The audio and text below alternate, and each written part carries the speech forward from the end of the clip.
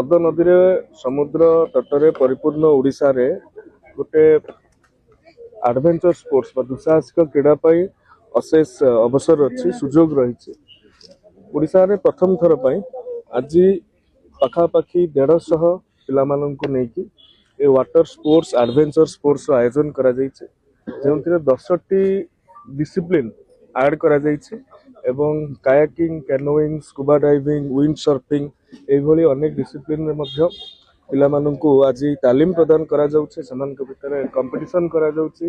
एवं खुशीर कथा ये 150 पिला माननक भितरु पाखापाखि 60 रु ऊर्ध्व झियो पिला माने अछन जोथिरे कि आम राज्यर युवपीढ़ी साहसी हो आत्मनिर्भर हो एवं ओडिशा सरकार एडवेंचर स्पोर्ट्स उपरे गोटे बड़ पदक्षेप नौछंती जोटा कि विगत दिन में आम प्रतिश्रुति रही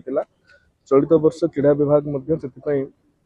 बजेट रे व्ययबराद करिछि तेणु आज तार ए प्रारंभिक अवसर मु एही अवसर रे कार्यक्रम सफलता कामना ओलंपिक रे मते भलो प्रदर्शन करूछंती आगामी आउरी मते आशा रखिया निश्चित भाव रे ओलंपिक रे सबुठु अधिक पदक स्विमिंग रे ही अछि ए स्विमिंग ऊपर फोकस करले हमर मेडल टैली बढ़ी पारिबो एवं ओडिया पिला माने विशेष करी पहरा तांकर डीएनए रे अछि कहिले भूल हेबो ना तेणु ए कथा को जदि उपयुक्त पानी पवन आम दे पारिबा तेणु निश्चित भाव प्रतिभार परिस्फुटन घटिबो।